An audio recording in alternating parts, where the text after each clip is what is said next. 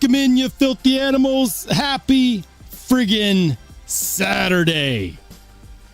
It's the weekend, the time when we are supposed to get things done and never do. Except I did. New content has been recorded. It's a review. I'm doing it simple. Okay. Had to make sure my mic was actually on.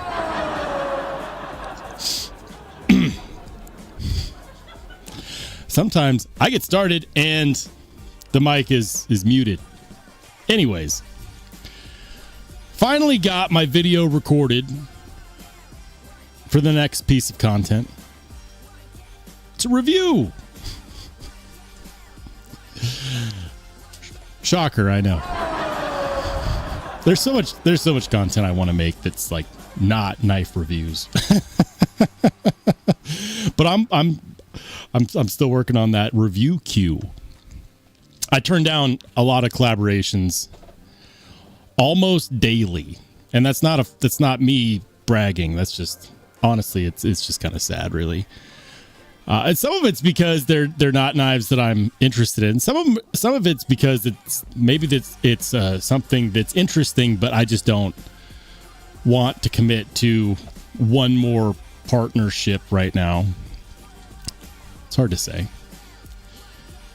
But new content is on the way. Should be out tomorrow. That's right. I'm ambitious. I'm going to get it done tonight. Tonight, baby. Happy friggin' Saturday, everybody. Hold on. Where did my chat window go? There it is. Guys. I just wanted to say it's Saturday. I'm glad it's the weekend. I'm sad that tomorrow's already Sunday, but I mean, that's just how it goes sometimes, guys. I hope everyone's having a fantastic weekend so far. We're going to dive right into saying hi to good people in the chat. Mr. Marco! What's up, Marco? I posted the live stream. I'm like, I wonder if anyone has notifications turned on. Marco has notifications turned on. I know, because like 2 minutes after I posted the live stream schedule, he was there. Marco's always there. I bet you Marco probably hits on drops whenever he wants. We should all aim to be more like Marco. What's up, man? Welcome into Henry G. Enjoy the hot sauce. Bring the rocks. Retarded, but I like rocks. I always do a shot of hot sauce before the live, man. It gets me pumped up. Good times. Steve, welcome in. Says, hi, rollers, to the naked party after the fist fight. What fist fight? There wasn't a fist fight. What's up, Jeremy? He says, I might actually be able to make this one. I hope so. I'm sorry to hear that, Jim. Appreciate you being here anyways, man. Heart goes out to you, brother. Lurk away. Let us know if you need anything. Top Dog, what's up, dude? This is rock and roll Saturday night. Knife talk with strong opinion. It's Strong Opinion Saturday. For those that don't know me or don't know me well, I have strong opinions. It can make me a little unbearable. People don't take me seriously when I tell them that I started a channel because I got tired of writing the long comments at the bottom of other people's videos. I kind of feel like in order to be a content creator in this space, you have to have strong opinions. None of that half-assery.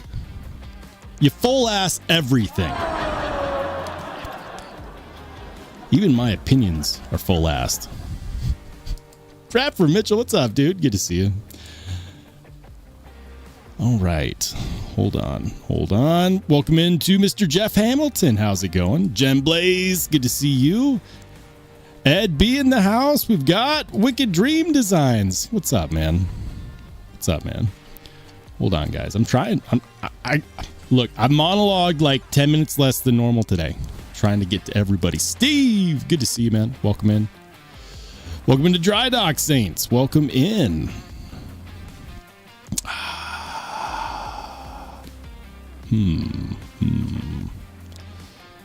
Hold on, I'm scrolling. Blue Minotti Ninja Blue. What's up? You're my boy, Blue. Let's go, baby. Hold on. Ed Durbin's here? Man, the gang's all here. Redhead Tiff in the house. Retro Ryan. Mr. Nathan M. What's up, man? What's up? What's up? Everyone, make sure to send your condolences to Jim. I've been there, man. I know it's rough, but you know, the one thing I'll say about the knife community is this: everyone does a great job of supporting everyone. Everyone comes together, you know. So when I say that, if you need anything, please let us know. And thank you, Wicked Dream Designs, for the $5 Superman. Says, can everyone just take a moment and send love and prayers to Jim Miller? We're here for you, brother. That's the truth, man. That's the truth. Thank you for supporting the channel as well, man. Appreciate it. And hold on. I'm scrolling. We're scrolling. Ian Coates, there he is.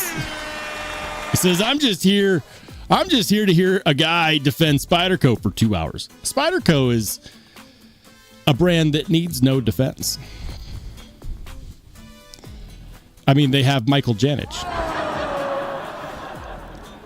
That's defense enough for any company. Hold on. Rollo is late again. I would never be late. That's not true. Kim 5000 says, did you lose weight, Rollshambo? Yes. Not a significant amount, though. Not a significant amount. I would say in the last couple of months, I've lost somewhere in the realm of 10 to 15 pounds. I don't know. Is that significant? I started eating less and a little bit better. It's amazing. It's amazing what, you know, not treating your body like a trash can achieve. I've never been a big framed guy, which if you've seen pictures of my father was big barrel chested, man. May he rest in peace. Big guy, like big guy. I've always been a beanpole, always. And then, you know, I hit, like most people, grow older, metabolism slows down. You hit 30. And that's when things start to break for no reason at all. Taylor Hardness, good to see you, brother. Welcome in. Guys, make sure to go check out steelhardnesslabs.com if you have not yet. Good stuff going on over there at Steel Hardness Labs.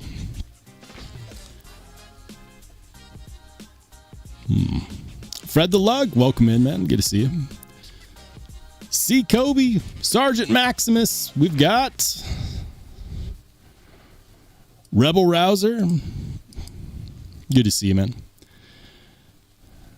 Fred says, Spyderco only advances with new steel options, but no new knife designs. Wish they would do something new / different. I mean, here's the thing. It's not that I disagree with you. I don't. Okay, I'll say this. I disagree with you to some extent. Because if we're going to rag on American companies for not doing new stuff, I mean, when was the last time Chris Reeve came out with a new design? It's been a while. It's been a while. And then when I say that, the common response is, well, their knives are still selling, so if it ain't broke, don't fix it. But you could apply that same logic to Spyderco. Except Spyderco is releasing new designs. The Edgerati is new within the last couple of years. We've had the Bodacious. I know, I just named 2 knives that were based almost entirely off of the Shaman. But they're new, right? we've got some new Spyderco stuff. A lot of the new Spyderco stuff that we get ends up being made in Taiwan, which honestly is probably for the best because the Taiwanese factory for Spyderco is top notch, and that's not just within Spyderco. That's in general. Spyderco's Taiwanese factory absolutely crushes it on the quality control, on the precision manufacturing. Across the board, their Taiwan factory is top-notch knife production, period. So a lot of the stuff that we see from Spyderco that's new isn't coming from their U.S. factory. It's just not.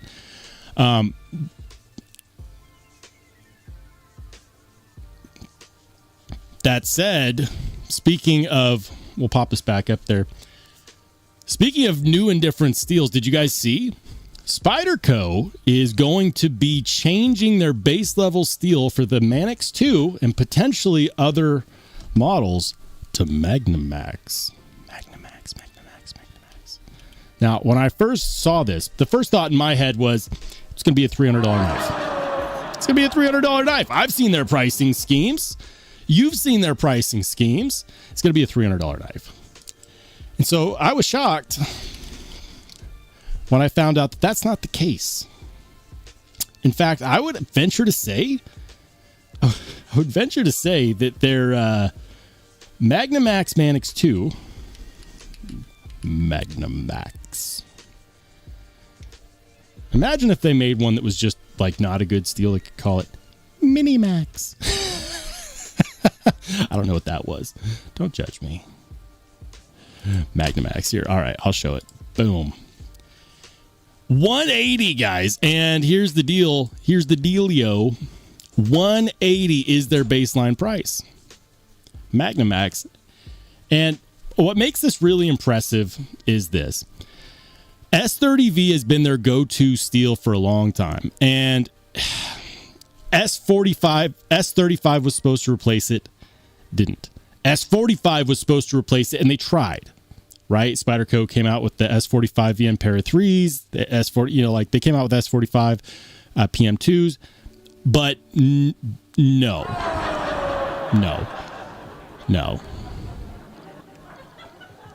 Like, it didn't stick. They just stuck with S30V. Which is too bad. S45 VN is a fantastic steel. I love it. It's basically, it was basically American-made LMAX as far as what you were getting for it, for your dollar. So for them to embrace Magnamax is huge for a number of different reasons. The first of which being is that Magnamax is a performance machine. Well, Rolls, how can you say that? Like, how do you know? Are you just taking it verbatim off of somebody else? No, I actually bought a Spyderco mule team in Magnamax. The first mule team I've ever purchased. I had done a cut test. Like, I was pumped. I had a stack of cardboard. I'm talking, I had over 1,000 feet of cardboard. And I was like, there's no way I'll be able to do a comparison. I got my Rex 121. I got my Magnamax mule team. It's going to be a good freaking day. It was not a good freaking day. My hands were tired. Like, I know you're like, whoa, don't be a weenie. Listen, you hold on to cardboard and you cut through 1,000 feet of it, and you'll be very sick and tired of holding on to cardboard. All of a sudden it feels slick, and the knife just keeps going, and it's the Energizer Bunny.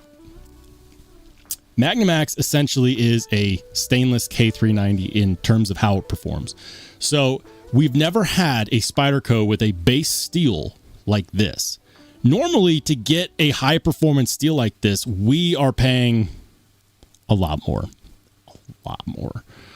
Or if we're not paying a lot more, it comes with FRN handles, which that's a discussion for another time, but that's my point. Like, 180 for this? Guys, get in on the pre-order. I don't have any dog in the game over here at NC Blade. I don't have an affiliate link with them or anything. These are going to be really hot right out the gates. I'm just going to say that right now. They're going to be really hot right out the gates. There will be enough inventory, but don't be shocked if these sell out very quickly with their first releases, because Magnamax is a big deal. It's a huge deal. It's what a lot of people honestly wanted MagnaCut to be. And I love MagnaCut. It's an amazing steel. It's one of the best knife steels out there, period. It was designed specifically for knives, and it's way better than the other steels that were designed specifically for knives. However, Magnamax takes it to another level entirely. My Magnamax Mule Team is an insane cutting machine. And it's not even the real Magnamax. It's like the prototype Magnamax. The real Magnamax is supposed to be even better. So, for what it's worth, if you want something that is just going to last a freaking long time as far as cutting ability, and you also want it to be stainless in a way that 15V will never be, in a way that K390 will never be, in a way that, shoot, ZDP 189 will never be, 10V, you get the point, right? It might end up being the highest performing stainless steel that we've seen.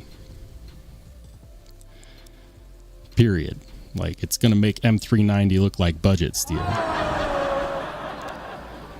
Magnamax. So hot right now. But yeah, I thought I'd let you guys know. You can get in on the pre-order NC Blade, probably at other places too. I hope White Mountain Knives does a pre-order, because they don't charge taxes or shipping, and I want one. I'll tell you why I want one, because now that I know a little bit more, I'm a bit more prepared. I actually can do an apples to apples test, because I have a 15V Manix 2. Check it. There it is. I have a 15V Manix 2 lightweight, and I'd love to get a cut test in so that people know. Now, do I think that Magnamax will outcut 15V?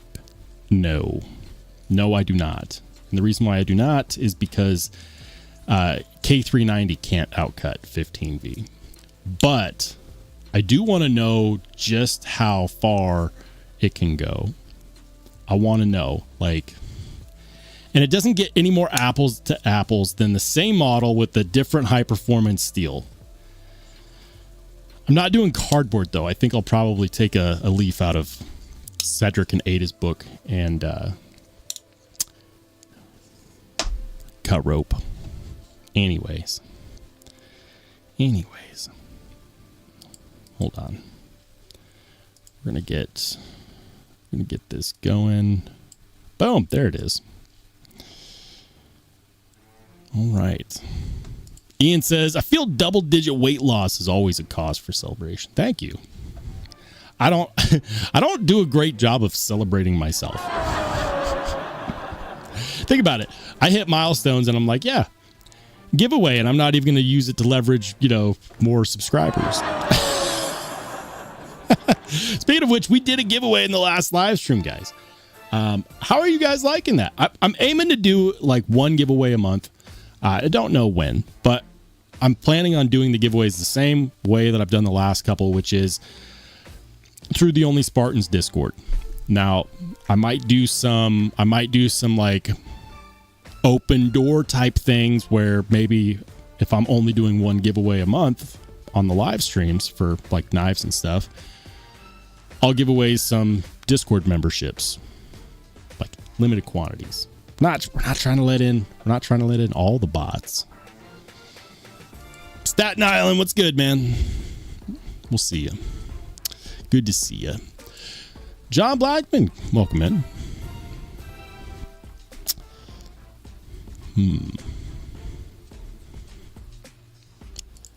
No, Magnamax isn't a budget steel. Definitely not. I'm really excited about it as like a standard steel though. What's going to be funny is when Spyderco does that, like, is there really going to be a point for them to come out with any more specialty Manix 2s? Like, or will people just say, I already got something that's better than that? Like, why would I want it in ZDP 189? Magnamax is stainless.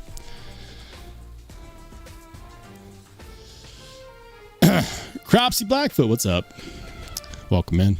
Michael Threlkeld said, Spyderco just does a lot well. Excellent heat treats. Would much rather pay for what they put out than what Benchmade puts out. Or Montana Knife Company. Just saying. Montana Knife Company. What a disappointment. What a disappointment. Look, I saw. Everyone saw. And, you know, I kept my finger on the pulse with the Montana Knife Company coming out with their first ever folding knife, right? Didn't they advertise that it was going to be between 62 to 64? And then, you know, we did, shout out to Taylor Hardness, taking the heat from Montana Knife Company. Because I think he tested one at, what was it, like 59? 59? We can find out. I got it right here. Montana Knife Company. The Montana.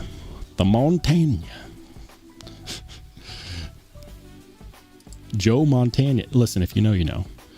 Yeah, 59.8. Couldn't even get over that little mark. Couldn't even get over the mark. And here's the thing. You know, like, perspective is understanding. Perspective is understanding that. So 60.9. Okay. Verification. Oh, verification block was 59.8. Okay. 62 tests. What? I might not be reading this correctly. I'm just a peasant. Forgive me. 60.9 is still not where we want it. Like, here's the thing. 60.9 is still not where we want it. Specifically, not because the number itself is the end all be all. I'll give some context here because I said this before. I had a MagnaCut follow-up video that, ironically, even though my Steel Snobs MagnaCut video was one of my, it's still my best performing piece of content I've ever done, period. Nobody watched the follow-up. And I wish they had, because I updated some things from my MagnaCut video and, like, nobody watched it. Anyways, it's true. Rockwell hardness is only one piece of the puzzle. But we rarely get that piece of the puzzle from these companies. And it's hard when we get pushback. When members of the community do stuff like this, they come up with resources, right? Because we all want answers. They come up with resources. Like, I've got so much respect for Taylor at Steel Hardness Lab, because he's taken heat. Like, he's put himself on the front line to pull back the curtain even a little bit. And these companies have the nerve to push back and say, well, you're giving incomplete information. And they're not necessarily wrong, right? They're not. Because at the end of the day, it's true. The hardness of the Rockwell hardness number is not everything. You can have a bad heat treat with high hardness, and you can have a good heat treat with low hardness. It's true. You can have a really good knife in MagnaCut at 60 Rockwell. But you know what? There's a reason why we care about this number, and that's because MagnaCut at 60 performs much, much worse than MagnaCut at 62. Unfortunately, that's just the case. If this was a fixed blade, 60.9 would be totally understandable, because you'd have a little bit better corrosion resistance and you'd have better toughness. It's true. But on a folding knife with thinner geometry that's meant for smaller but more frequent cutting tasks, you want more edge retention. You want more hardness. You want better sharpenability. Edge retention is and always has been king when it comes to folding knives. Period. People will forgo stainlessness. They'll forgo toughness. All in the name of edge retention. And when you hype up a knife and then you charge, what do they charge? Like $400 for it. And I think the hard part is, I think they advertised higher than 60 Rockwell. I thought they advertised like 62 to 64. The Montana.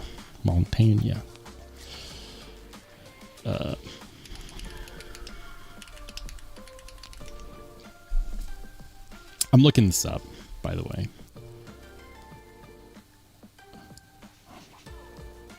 All right. Nope, that's not what I was trying to go to. That's what I was trying to go to.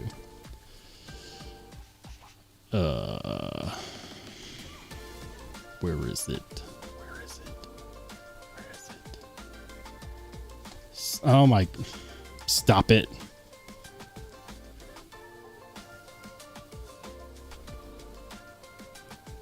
Yep, that's true. I feel like they copied and pasted.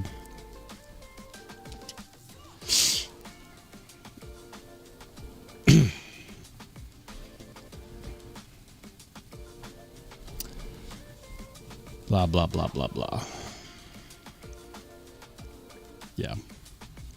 Yeah, and they're not wrong. They're not wrong. It says here, anywhere between 59 and 64 on Rockwell scale can work great. Yeah, it depends on your use case scenario, though. It really depends. If you ask the general public, what do you want your Magna Cut at? Usually it's 62 plus, meaning 62 is the low. Oh, man. I know somehow. Yeah, no, we know. We know. I've quoted this extensively. It just bothers me. Because I think they thought they... Wait, hold on. They target 61 to 63. Why is it doing that? Targets Rockwell of 61 to 63. And they didn't even hit 61. 60.9. I don't know. Worth it. Let's do it, Spyderco. I'd say so, man. All right. You have to add the words so far. Magnamax is the best cutting, etc. So far. There will always be better. Oh, yeah. No, look, I am grateful that we live in an era of innovation, of creativity, of people pushing the limits of things, because when that stops, we're truly screwed. We need the limits pushed to keep going. Period. You know, when we plateau, that's when things start to go downhill. Adamant, what's up? Says, I have an OG 15 V-Manix 2 from the first production that's been used and abused. Knowing what I do now, I wish I would have left it at home and used a different knife. I mean, look, first and foremost, these are tools, right? These are tools. You cannot be afraid to use them. I mean, I'm an enthusiast and a collector, which means that everything I have gets carried at some point, right? I don't carry everything a ton most of the time, just because I have so many knives. That's the beauty. That everyone asks the question, like, if anyone ever asks you, like, to you collectors out there, when people say, why do you have like 50 knives? Are you a serial killer? Are you just weird? You know, did you fall off the bed as a child too many times? What happened? The bonus of having so many is that the lifetime of each of them is extended innumerably. That's a good word. Because you're not just depending on one knife, right? Like, where is it? Here it is. Like, for example, like everyone, I've got another piece of content that I'm working on, by the way. I'm working on a piece of content about the ram lock system, because there's content creators out there that do not understand how the stop pin essentially works with the ram locks. And they're wrong. Just going to say this, they're wrong. I know they're wrong. But it caused a lot of people to freak out about their ram lock knives, because they would say things like, well, I mean, you look at it, you don't have that much cutting life. And they're wrong, because they don't understand what's actually happening in here to keep the blade from slamming into the backspacer, right? And they're wrong. We will never get to that point. But even if they were right, you would still have to remove like a 1/4 inch of steel to even get there, even if they were right, which they're not. And when people make that argument, I try to remember the time that I saw somebody with any ramlock knife with that much usage. I've never seen one. People are fooling themselves, because if you're willing to buy a knife that's this expensive, and as far as knife costs are concerned, right, this is not super expensive. Like, yes, it's a lot of money, but those of you collectors and enthusiasts out there know that this doesn't scratch the surface of how much American premium knives can cost, right? Like, we've seen, like, the baseline for an Oz Rosie is what, $750? Like, knives costing $1,000 is becoming more and more commonplace. So my point is that when you are spending this kind of money on a knife, chances are you have more than one. Chances are this is not your one and done knife. And, you know, like, as much as we like to talk about them, very few people that play in this price range have only one knife. I would say that most that play in this price range have multiple knives, a bunch, and they probably rotate through them. So by the time you get there, even if they were right, and that's all you got, which they're wrong, it would be years down the road. Like, I'm talking like a very long time. And that's also with consideration of the fact that anytime I talk about knife sharpening, everyone always says, why would you sharpen a knife? Just buy another one. It's crazy talk. It's crazy talk. Anyways, this was all in response to this. My point is this, man. Use it, abuse it. I'm pretty sure you can find these somewhere. Oh, what's it called? It's a Spyderco dealer called Bento Box. You'll pay for it, but they're out there. bentoboxshop.com. All right, hold on. We're going to go back here. bentoboxshop.com.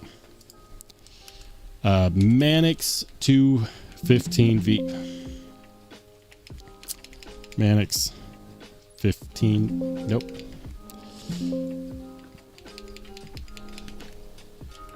$15V. Okay.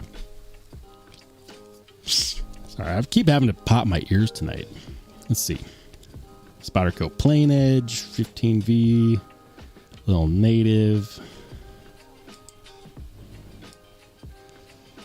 Little native. Mannix 2. Is this one the regular? It is.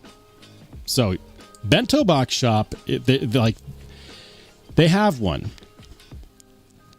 You know, warning, they are going to fleece you because they want $500.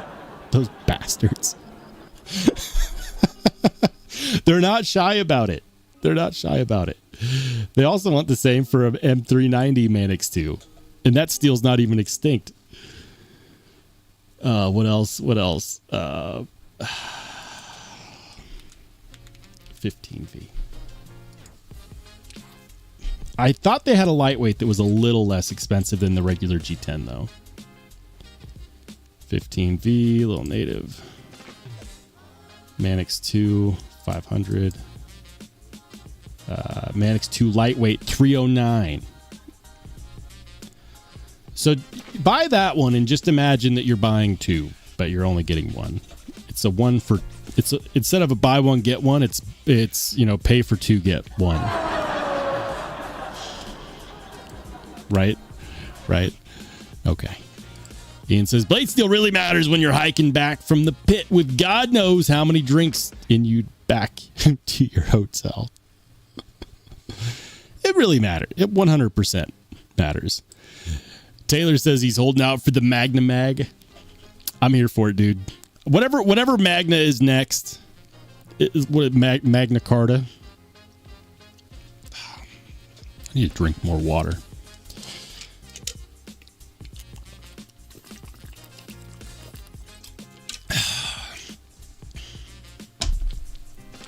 No, but you know what? Like, I get it because I saw the 15V lightweight paramilitary 2s first land on Spyderco's site for like $200. And I had an opportunity, like a lot of people had an opportunity. And I said, and like everybody else, I said, I'm going to wait. I'm going to wait for these to not be MSRP, because that would be just like, I don't want to pay MSRP. And then they dropped everywhere, and then they sold out everywhere, and people were buying like 2 and 3 of them at a time. And I just wanted one. And now I feel like an idiot because you can't get them unless you go to the secondary. But I don't even know if I want to buy one on the secondary.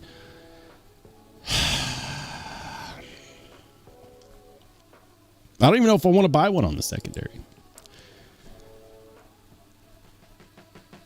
Anyways, Bento Box Shop is actually a good spot. Like if you're like, you know what, I've had enough of remorse. I just want to buy one and hold on to it for a long time. Then you know what? Maybe paying a bigger cost on something that you can't get anymore anyways, maybe that's worth it. Maybe that's worth it. I mean, it's your last chance, right? They've got some good stuff on here. Rex 45 Manix 2, $500. Why? Why are they like this? I want to send them a strongly worded email.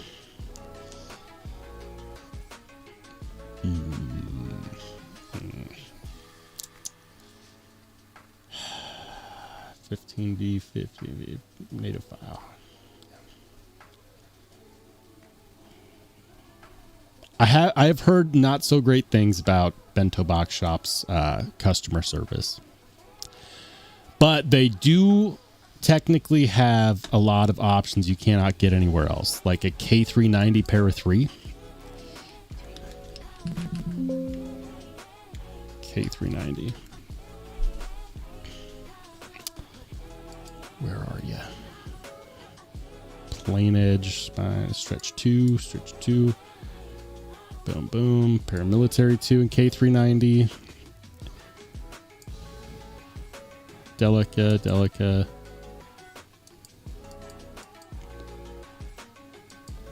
Where is it? I'm really tempted to get the Para 3 and K390. I've broken my no duplicates rule on Para 3s too many times already. That's why I have 2 and 15V. I know. It's bad. It's bad. Can you still get a Para 3 and K390 here? Yeah, it's this one right here. Ranger Green G10. K390 Para 3. Maybe I should buy one. Maybe I should buy one. Anyways, the Spyderco that I'm looking forward to is the Paramilitary 2 Tonto, which we're waiting for the after Blade Show release from Blade HQ. As much of a not a fan of Blade HQ as I am, I like it's a Blade HQ exclusive, so I know I'm not the only one. Good luck to everyone out there who's also waiting on that. HRC is a good place to... Oh yeah, no, absolutely. It is a indicator of information that we do not generally have. And my stance is that if makers and companies are uncomfortable with people having a number without context, then they need to do a better job of educating the demographic. Okay, it's not the full picture. What's the full picture? Tell us. Like, it's when these companies hide behind smoke and mirrors and dishonesty and Wizard of Oz level, like, oh, don't look behind the curtain. Like no. It's not 2010 anymore. People want more information. Lou, what's up, man? He says, my favorite knife steel to date out of all of my 300 knives is Rex 121. None of my other knives edge retention compares. K390, S110V, Maxman, M4, MagnaCut. Oh, yeah. No, look, Rex 121 is insane.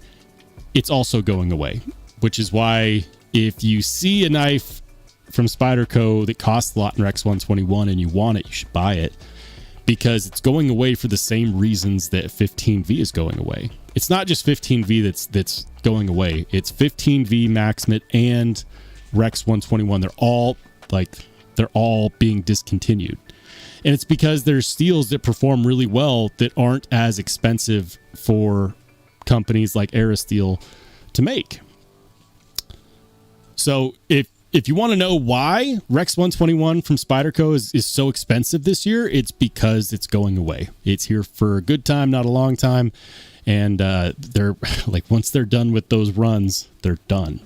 So if you guys see a new Spyderco, don't wait for it to drop in price, because chances are it's not going to. The collectors know this. They're going to snag them up. They're going to pay the price while everyone else ho-hums about it. But at the end of the day, if you are a hardcore Spyderco collector, and not everybody here is, I know that. But if you are, don't wait. Just buy one, because Rex 121 is going away. Jim Cox, what's up, man? He says, many people put all their eggs in the Taylor hardness basket with no visibility of his methodology. He also claimed coatings have no bearing, yet why not record it for those who believe it does? Well, that's a really interesting take. And trust me when I say that you could trust the number itself, because he works in a NADCAP certified lab. This is what he does. All of his blocks are certified. He's a certified technician. So the number itself is accurate. As far as the no visibility with his methodology, he has posted videos of him actually testing, and he's posted results. And his results are usually spot on with other tested results.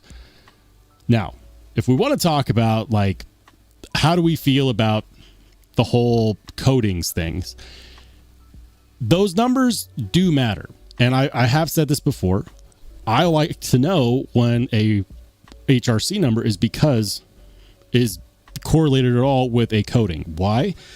Because it's pretty common that when these mass-produced knives get DLC coated or PVD coated, I know PVD is just the method used for coating, you usually lose a Rockwell hardness or two. That's common because they often do them in large batches at higher heats. That's common. So it's nice knowing, okay, like, yes, this tested lower, it was also coated, but that's not always the case, right? It's not always the case. There are times when small batch coatings are done with a much more careful temperature, and you see the HRC not take a hit. So it's one of those things where sometimes it's relevant, sometimes it's not. Personally, I want to know when a blade is coated or not. But what I would advise Jim is follow Taylor on Instagram, because he usually posts a picture of his results while holding the blade. And I mean, I don't know if you're on Instagram or not, but I know when I look at that, I can say, okay, it's coated. And he's also putting it in the notes of the test section as well. So just going to throw that out there. He listened.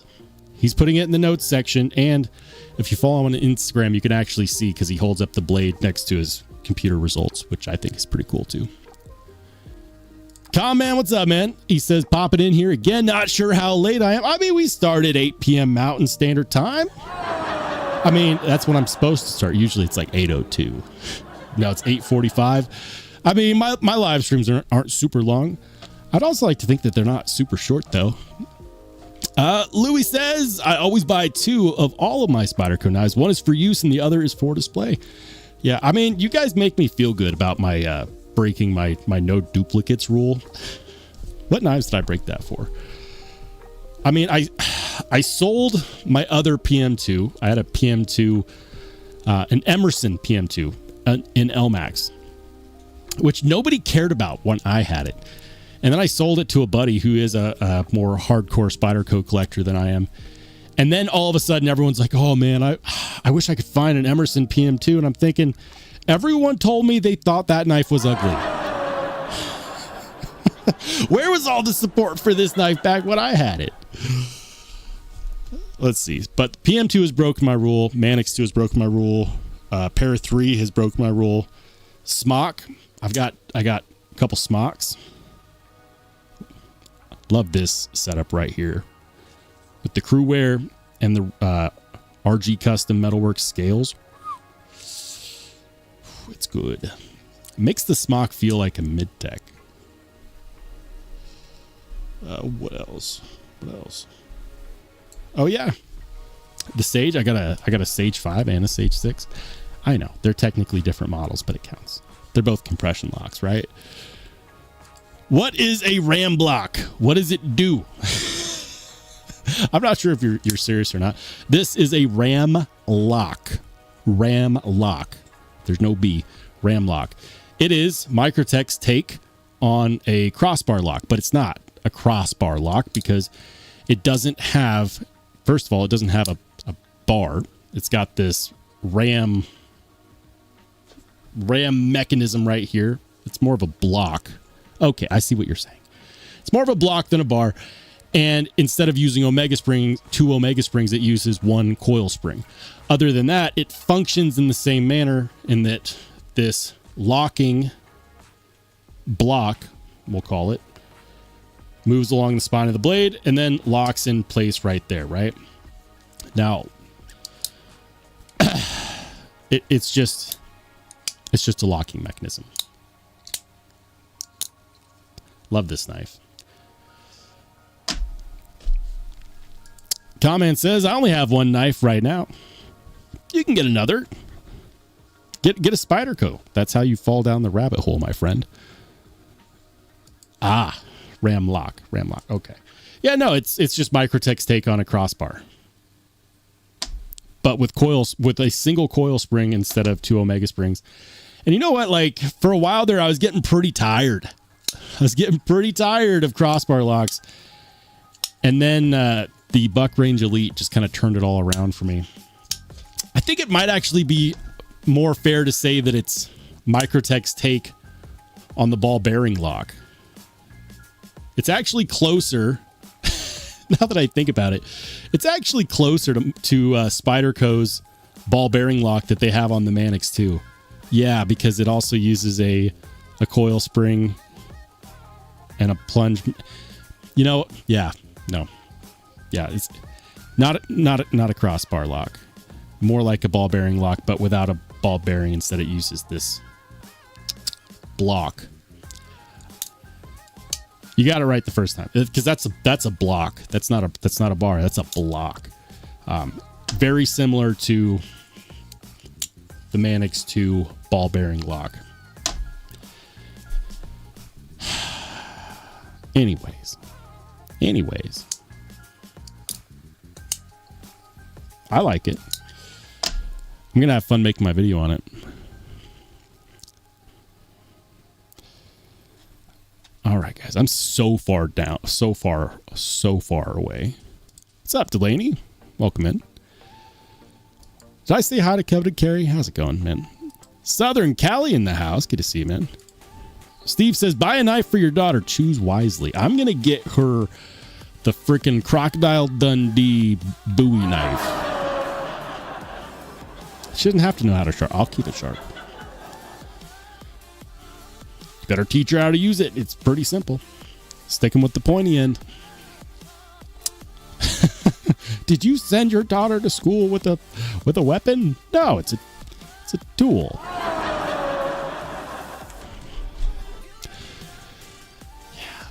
I'm gonna have a hard time when she starts dating.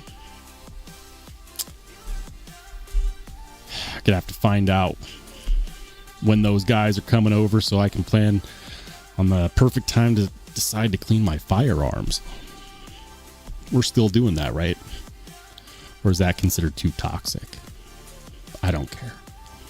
I'll still do it. TC Blades! What's up, TC? Good to see you, man. I feel like I missed something. Hold on. I missed a lot. I just scrolled up. I missed a lot. Sierra Rick, good to see you, man. Smock chop. I don't know if I want to chop my smock, dude. Fred says, Benchmade never used their coil-based crossbar lock from the Anthem. So sad. It would have been wonderful. I thought they... Now that I think about it, no, they didn't. That's too bad. Yeah. No, you know what I like about... I'll say this. You know what I like about both the Mannix, like the Spyderco ball bearing lock and the ram lock from Microtech, is they're a lot easier to take apart and put back together in maintenance than a crossbar lock with 2 Omega springs. Period. Like, they operate in the same manner, so they have the same potential for strong lock strength, right? We all know, like, if you don't know, one of the strongest locks in the game, period, the ball bearing lock, and the crossbar lock in general is a strong lock when it's built to spec correctly. But I just like taking crossbar lock knives apart, putting them back together, having to line everything up, and then like, it's just a pain, man. It's a pain. I can do it just fine. I've done it a lot, but it's so much easier to take apart and put back together a Mannix 2 or a like a Microtech ram lock knife like this. It's so much easier. Makes so much more sense. Coveted Carry says, chop smocks are like leprechauns. I know they're out there. I just can't get my hands on one. Sometimes you just gotta chop it yourself, man. Or hit up my boy Duty's Daggers. I think he's been chopping some smocks. What's up, Craig? Good to see you, man. All right, guys, we're going to pop into the pocket check. Now, I did change the format for how this looks. You guys will have to tell me what you think. Boom. How about that? How about them apples? Hold on. I gotta move my chat over here so things still highlight the way that I want them to. See, Kobe, thank you for the $2 super, my man. Appreciate it. Hold on. I thought I did this better. Hold on. I broke something. I broke it. Yeah. Nothing like a mid-live stream fix, right? Hold on.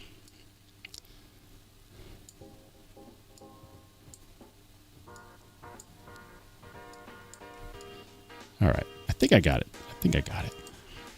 There it is. Wait, centered. Yeah. We'll put it right there. Cool. Says, Rolls, you should do another knife modding competition. Listen. Thank you for the $2 super, C. Covey. Here's the problem with the knife modding competition. I was supposed to have help. Nobody helped.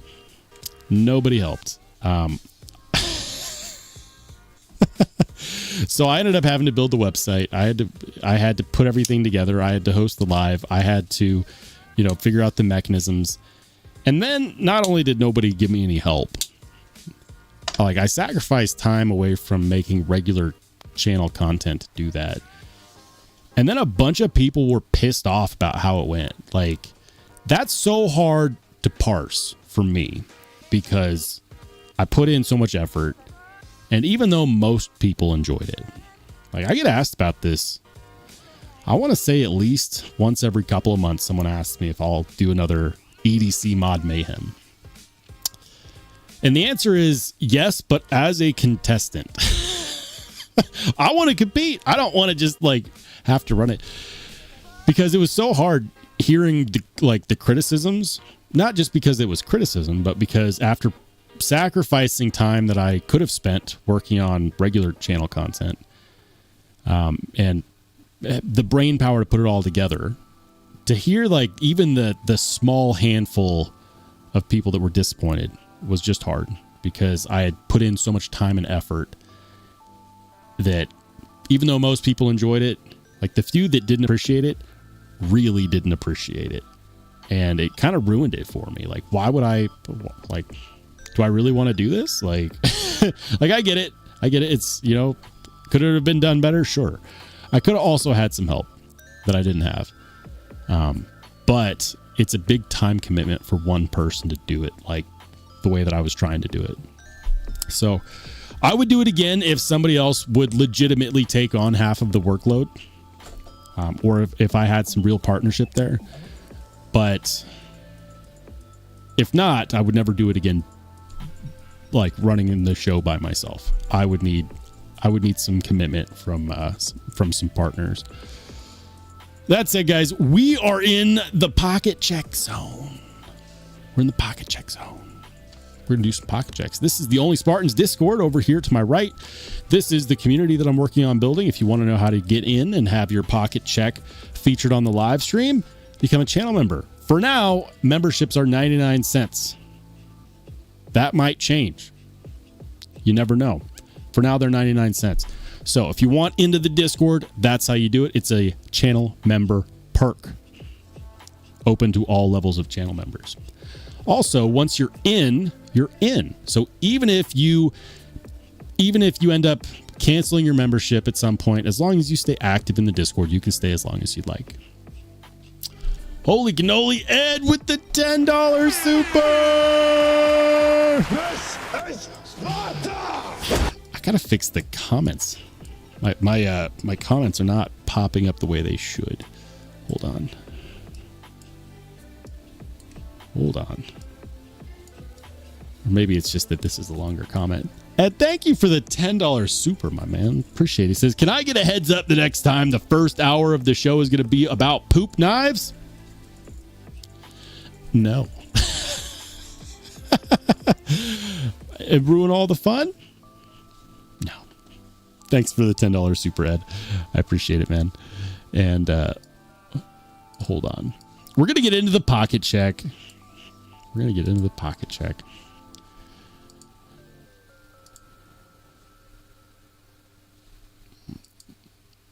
All right. Just wanted to make sure I wasn't missing anything else. Aaron D2. We're starting off with Aaron D2. He's got the Devo Lush. Ooh, look at that. That's hot, man. I love that crystallized titanium. For those that don't know, it's not just a finish. That is, crystallized titanium is a process you put titanium through, causes crystals to form, and then when you anodize it, you get a really, really cool finish. It also makes it more hard, more scratch resistant. Coveted carry. Ooh, you got the XM18 non-flipper buoy with the micarta. People have been going wild over the hinderers lately. They've been going wild over those hinderers. I've been hearing a lot about the non-flipper Eclipse Fuller. You know what I'm talking about. Louis got an Edgerati. What do you think, man? Do you like it? Is it essentially a clip point shaman? Asking for a friend. It's me. I am the friend. All right. That's cool. I want one. I'm just waiting so that I don't have to get one in S30V. I don't like paying $200+ for S30V. Is it stupid to say that? Yes, and I know. But I'm stubborn like that. Roman Craig, he's got a Sage 5. Yeah, Sage 5. And that's going to be in... Is that Rex 121? It's hard to say.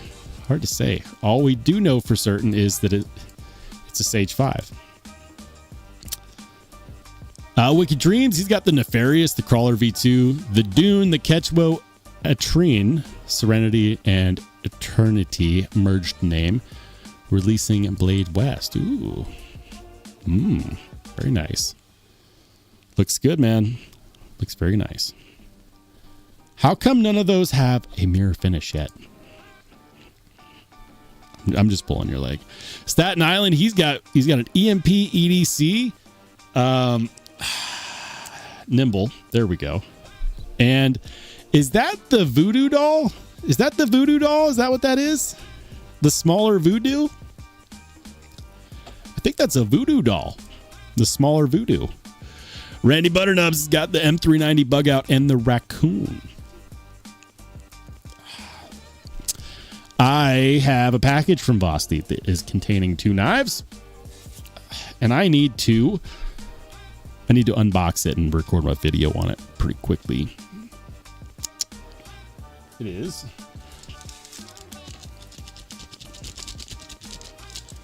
Thanks for the reminder. Very nice, man. Love the raccoon. Fred's got... What do you got today, Fred? He's got this... Ooh, you got the Bantam Strix. I want one of those. This is the new hotness. Like... I mean, it's like the new hotness around what? Like... $800, $1,000. I think I've seen one release of the Bantam Strix so far, and it sold out instantaneously. Nobody's shocked. This is what I want. Like, people chase Oz Rosies. I have one. I would give it up in a heartbeat. Wait. I give it up in a heartbeat for this, the Bantam Strix. That's really high on my hit list. Really freaking high. I know I'm not alone.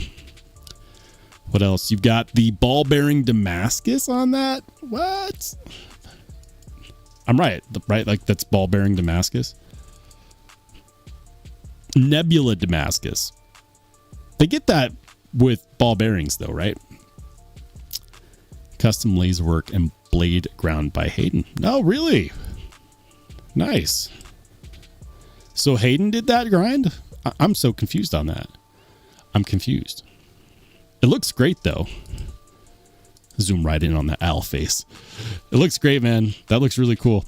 Southpaw, he's got a Spyderco Smock. He's got a Chavez, Redemption Street Tonto, and a couple fountain pens. It's a baller carry right there. I dig it, man. I dig it. Ed Durbin, what do we got today, Ed? He's got the Tucson carry. I don't know which Tucson that is. I don't. Dry Dock Saints is carrying a Herman Sting and a fixed blade by Corey Hawley. Okay. I've come to appreciate fixed blades a lot more recently. Herman, I still haven't handled one. I need to fix that.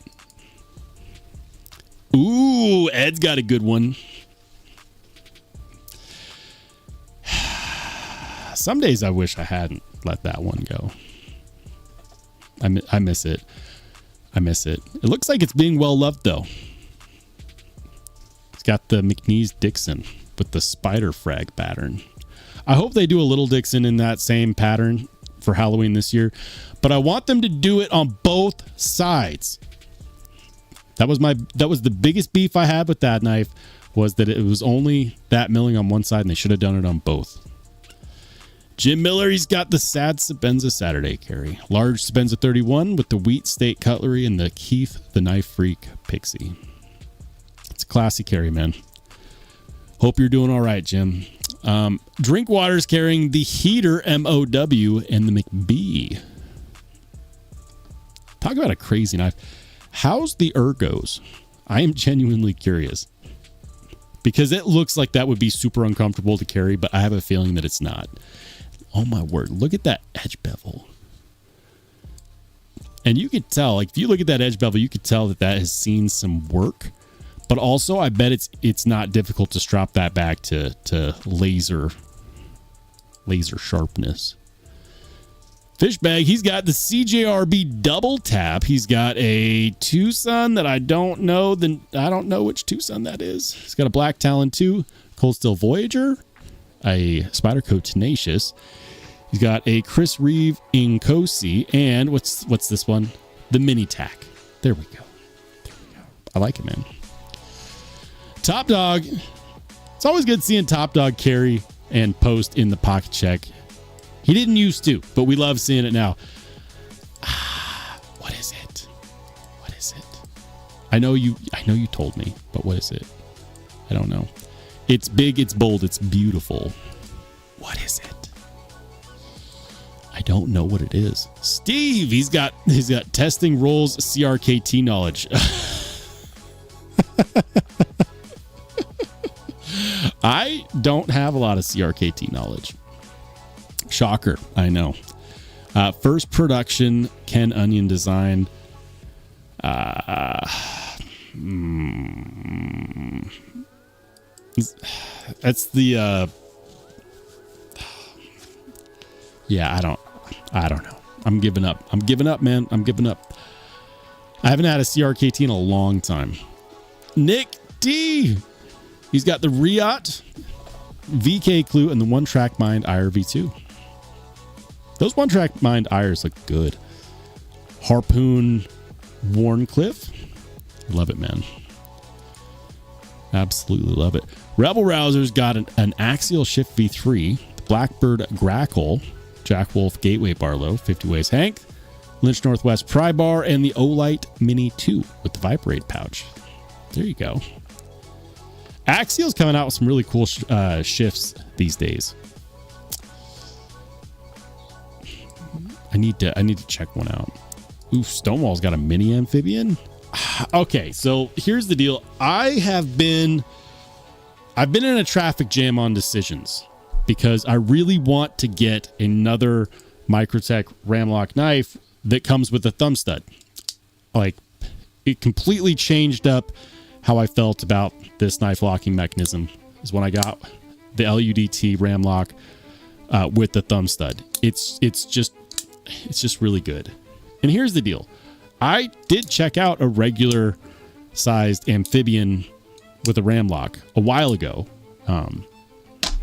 Was that 2 years ago? Maybe. And I remember that I really liked it, but I also remember that it was really big. The mini amphibian is a bit smaller, but it's also really attractive, and it's got a custom thumb stud. So the mini MSI has the same stud as this guy, you know, same stud, which I love it. Works really well. The mini amphibian has its own custom thumb stud. Now, they did change the pocket clip, which kind of pisses me off, to be honest with you, because on one hand, they left the LUDT pocket clip the same. Actually, they made it longer, which is even worse. I did fix it, though. Like, I got the Lynch Northwest clip on there. I did fix it, right? So they had an opportunity to change the LUDT clip, and they didn't. They're like, oh, you don't like the fact that it takes up so much real estate? We'll make it longer. And then on the amphibian, the one ramlock knife that had a clip that people unanimously liked, right? The titanium milled clip with the ball bearing, and people loved it, and they changed it. They did give it the same clip that the mini stitch has, which is a good clip. It's really good. But that would have been the one I would have left alone, right? Like, why did they change that? That was such a badass clip. They should have left it alone. For those who don't know what I'm talking about, people are like, oh, great. First he talks about Spyderco, then he's talking about microtech. I can't help it. I can't help it. It's just how I'm wired. I'll show you guys, right? You guys probably already know. Amphibian Persian ramlock. What? When did they... Oh, it's a... That is wild. I was going to say, I haven't seen that version before. New blade shape, the Persian. This is what I'm talking about, though. Like, this is the milled clip. Everyone was fine with this. I'll go to a non-custom.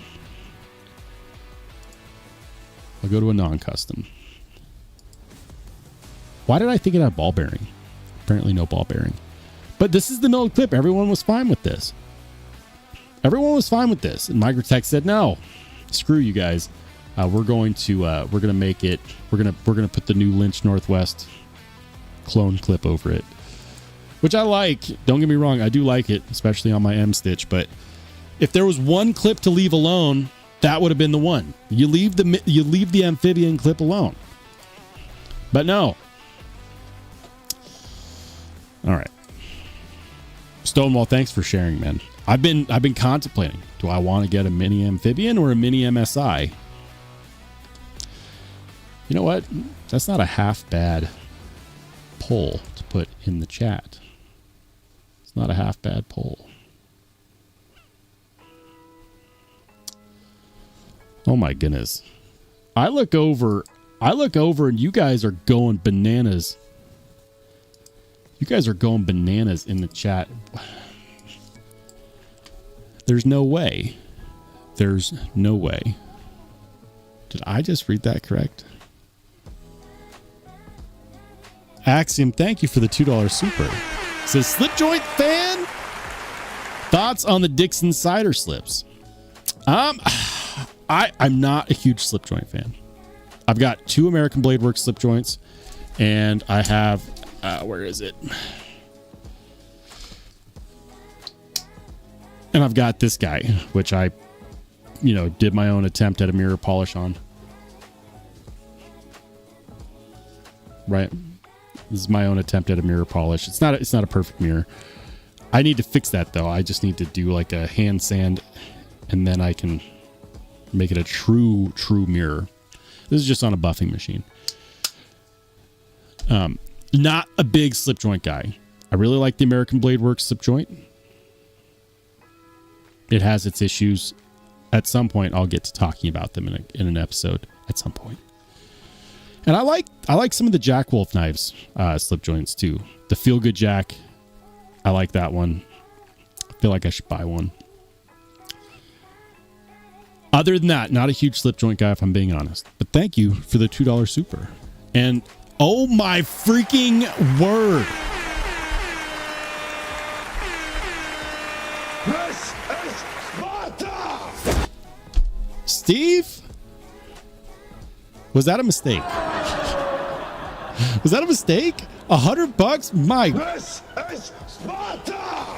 Steve, so generous, man. Thank you so much. He said, I'll help design. You're not first, though. Help design. Help design what? What are we designing, Steve?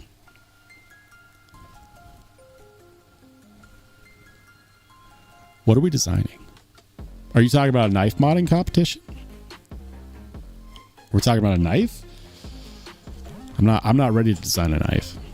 I'm not ready. I don't have enough time in the day. What are we designing though? Steve, incredibly generous, man. Thank you so much. Thank you. It's huge, man. Huge.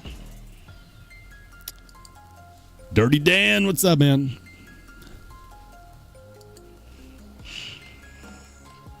Mind blown. I know.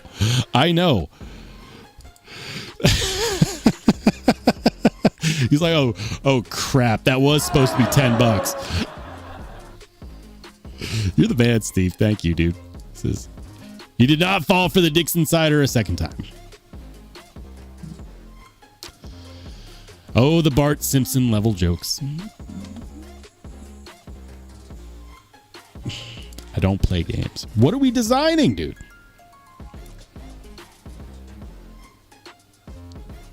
What are we designing, Steve? I need to know.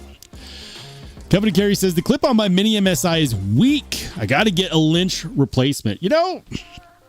I like this. I like this, man. This is the Lynch Northwest clip that I put on my LUDT. Good retention. Really good retention. Deep carry. It functions really good. And it doesn't take up half of the freaking handle scale real estate.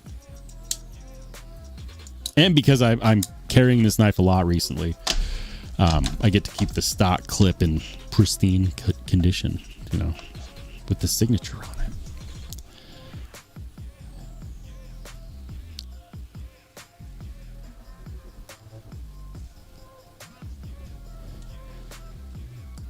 My sister and her husband moved out of state this week. She stopped over to say goodbye, and she said she wanted a knife. I said, go ahead, pick one. My 67-year-old sister grabbed a Recon 1 and left. She went... That's how you know you're related. She's like, no. We're gonna do it. We're gonna do it right with the Recon 1. That's a badass pick, though. That's a really badass pick. All right, guys, I'm getting distracted. Hold on. Getting distracted. Steve just blew my mind there for a second. Thank you again, Steve. All right. Nathan M, he's got the Crisis. He's got the Crisis, and that's a Laser Ghost Ripley. That's right. The Laser Ghost Ripley. So cool. A couple custom knives right there. I love custom knives. I do. Carried one myself today. You know, I'll show you when we get to mine. You guys probably already know. Southern Cali's got the Mayberry Customs HDM. Look at that. Ooh. Mayberry Customs HDM button operated compression lock. CNC custom from Mayberry. It's got a hollow ground as 45 EM blade. Is it S45 or is it magnet cut? Not sure. That looks awesome though. Really like those handle scales. Are those polished? Southern Cali, are those polished? They look polished. Or are those raw? I'm not entirely sure. Chainsaw's got a Bradford Guardian of some kind. Bradford Guardian of some kind. I am not. The Lutac design, I'm not familiar with that OTF at all. Recon 1. Very cool. Very cool. Is that the same? Did you get that from Craig's sister? Wait, are you guys related? Are you guys related? Is this an in-law situation? I need to know.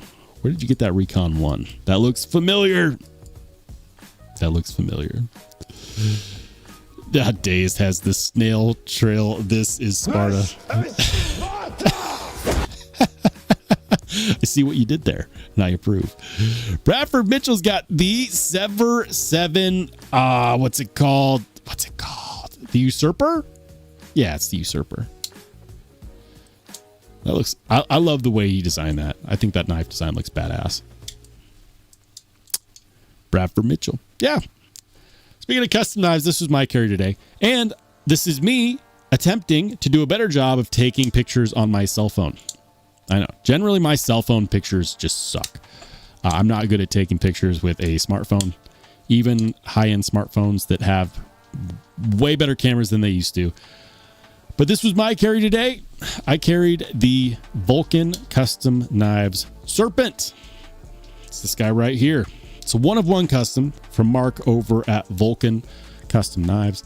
And this is one of those knives that feels like it's more than just a knife. It feels like an expression of somebody that cares a lot about their craft. And you can tell. You can tell. Is it a perfect knife? No. But much like most things that have a soul, it is imperfect. It's that imperfection, that depth, that makes it feel more meaningful than just another production knife. Knowing that there will never be another knife just like this one is really cool. It also puts things into perspective because on one hand, the knife was built to be used. That's why I put my own edge on there.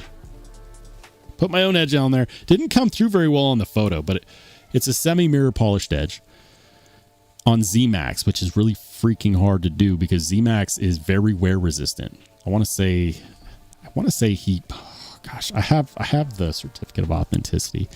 I want to say the HRC is somewhere like 67. It's super high. It's super freaking high. Super freaking high. What?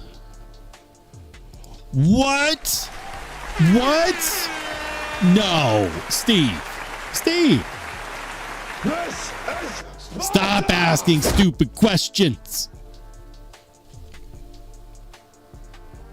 You don't have to tell me twice, man. Wow. Incredibly generous. Steve, thank you, man. Thank you.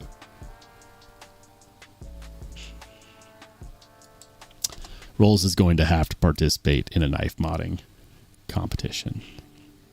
You can't threaten me in a good time. I love knife modding.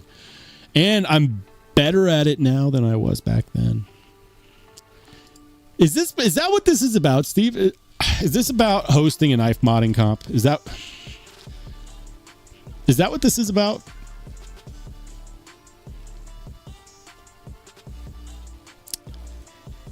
You want me to help modify or help put on another knife modification competition? People have been asking me for it.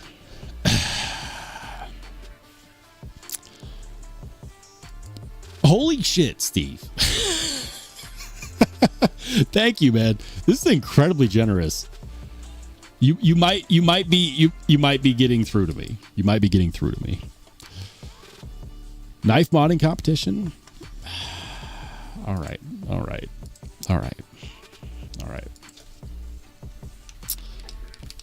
I'm gonna make this easy. I'm just gonna put it in a poll. Do you want another EDC mod mayhem? There is no I like rocks. It's yes or no. It's yes or no. You guys tell me. Steve, thank you, man. That's incredible.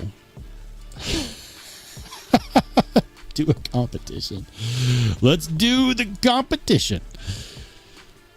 I put it in the chat. Listen, guys, you guys have asked me, would you do, and it's not just you guys. It's not just you guys. Everybody has asked me if I would do another EDC mod mayhem. And I've been avoiding it for what is going on 2 years now. It was a lot of work to put in to have people disappointed at the level that they were disappointed at. Even though it wasn't that many people that were disappointed. There was a small handful of people that were pissed.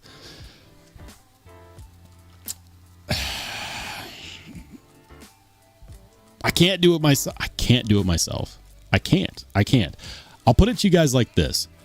Back when I did the EDC mod mayhem, I was still able to put out 3 to 4 videos a week. I had more time to put towards this stuff. Now I'm putting out 1 video every 7 to 10 days. So I cannot do it myself. I just don't have the time to commit to it. I am busier now than I am then. So would I do it again? Yes, but I need help. And that's just me being completely 100% upfront. Or I could do it in a much more simple manner, right? Like before I had like a submission form and I had all of these ideas. I had multiple guests, right? On the live stream. It was a lot. And then of course I was also entering. You guys are asking for it. So I put a poll in the chat. Said, do you want another EDC mod mayhem? Let's see. 100% of people said yes. 100% of people said yes. I need to talk to some companies. The other thing is this. The other thing is this, is that I need to talk to companies about sponsoring the competition because I want it to be an actual event. I don't want it to be, if I do it again, I want it to be better than the last time I did it. Because I had really high hopes for it.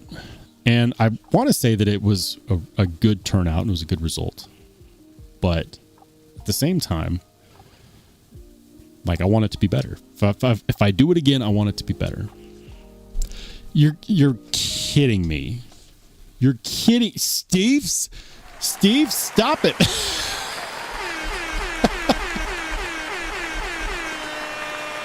This is Sparta! Steve, what are you doing? What are you doing? Thank you so much, man. He says, don't be lost when the time comes. Don't be lost when the time comes. 300 Spartans? This is Sparta! 300 Spartans? Steve!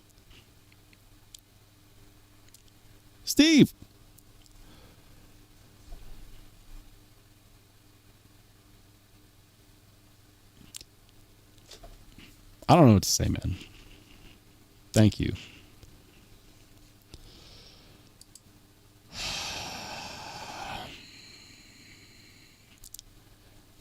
All right. You win, Steve. We'll do another EDC mod mayhem.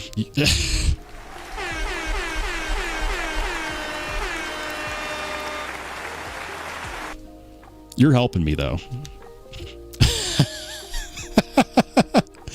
You're helping me. I'm just kidding. I need help from somebody. I do need help from somebody because I don't have the time to do it like I did last time.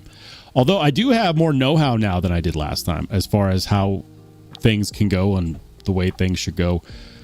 All right, I'll commit to it. I'll do another EDC mod mayhem. We can end the poll. You guys have made yourselves abundantly clear. I asked the question, do you want another EDC mod mayhem? 100% of you said yes. There is no doubt in my mind you guys want another EDC mod mayhem. Steve, thank you. Thank you, man. That's incredible. Incredible. Thank you. You guys can thank Steve for this. He's very convincing. I'll do another EDC mod mayhem.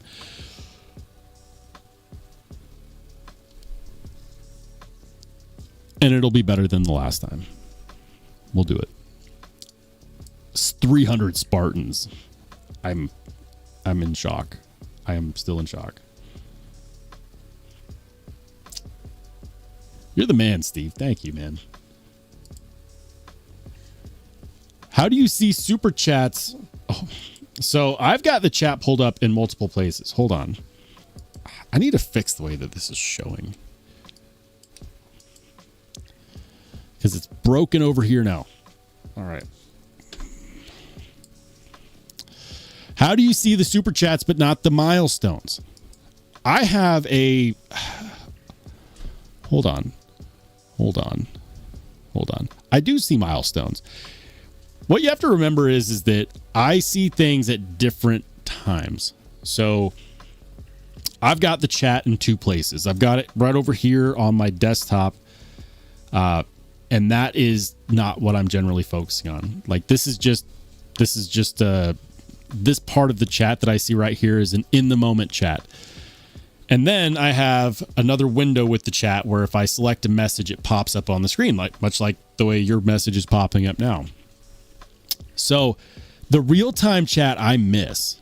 A lot of what I see is when I look back, like I'll finish talking about something like a pocket check, and then I'll look back, and then I'll see a post. But by the time I look back, a milestone will have passed. Now, I can filter that chat by... it'll filter by milestones as well as super chats. But when you have Steve donating in this amount, it's kind of hard. It's kind of hard to focus on anything else. So I apologize, Jay. I don't mean to miss milestones. Milestones are super important. Now, on my side, when I filter it over, the only milestone that I see right here is Jay Korsgett with 33 months. Jay! This is Sparta! I feel patches are very close to being ready.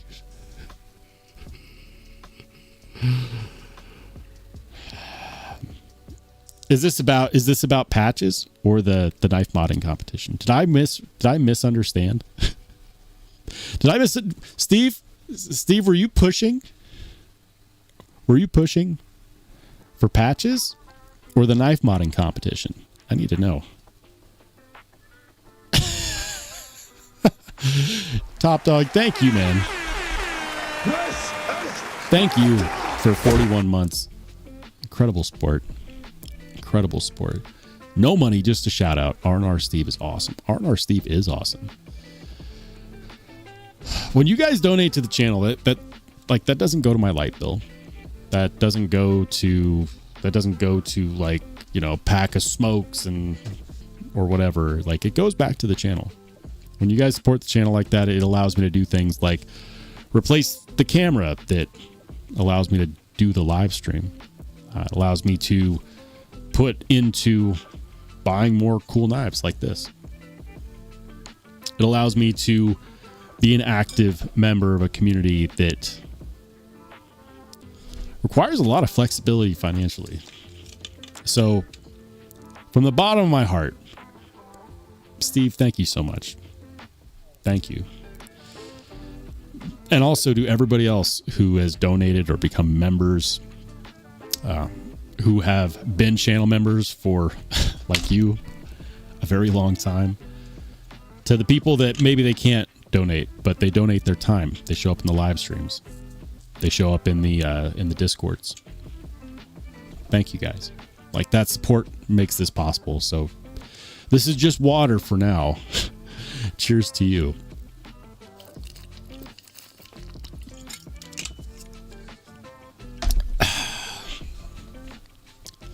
That almost went down the wrong pipe. I don't mean to miss milestones, guys. I'm sorry.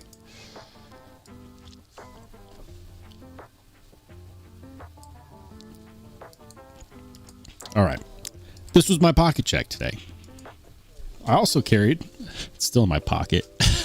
I don't show it as much just because I feel like you guys probably already know. This is the Roller Toolco M1FR. This is a multi-tool that I freaking love to pieces. It's made in the United States by Roller Toolco. It's 1 part pry bar, 1 part bit driver, and 1 part really fantastic freaking pliers. Really, really, really awesome pliers. I use this when I should have a better tool for the job, but I don't. Like today, I had to take off my license plate. It's finally replacing my Colorado plates. And I forgot to bring a wrench. And I was about to walk back inside and I said, why? I've got these in my pocket. So I whipped it out. I whipped it out. And I didn't need to go back inside for the wrench. I carry these all the time. They work great. They work really freaking great. It's going back in the pocket for tomorrow. All right. I feel like the pocket check got derailed. I'm not sure. Are we doing a knife modding competition, or is this all about patches? Steve, I need clarification. Renee Ramon says, can you explain the knife modding competition? Yeah, so I can't explain what the next one will look like. I can just explain that there will be one. You guys win. You guys have asked for it. We'll do another one. What my knife modding competition was before was myself, Duty's Daggers, and Knife Dope. The old school Blade Cartel. We ran a knife modding competition. And what that was it was the third time that we were doing a knife modding competition. The first 2 times was just Duty and Jason and myself. Just, like we agreed, you know what, we're gonna mod some knives, and then we'll let people vote on who's won. If I remember correctly, I won one, Duty won one, and Jason won. It's like we're all tied, right? We're tied 1-1 and 1. On the third one, though, that was the EDC Mod Mayhem. And it was a competition that I put together where I had not just content creators, but also had people from the community submit their modified knives. And there were rules, right? Like, it had to be like a Spyderco of a certain model type, and had to be yours, etc., etc., etc. And then people voted. The live stream voted on it. So we did a joint live stream with myself, Duty's Daggers, and Knife Dope. And then so we showed our build. So we had the channel competition side of it, and then we had the audience competition side of it. And I built a website. I had everyone submit their photos. I organized all of the photos.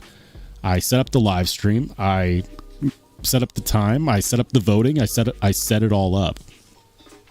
And yeah, that was the competition. And I marketed it. I wanted everyone to do a video on their knife in advance. So one of the things that fell through,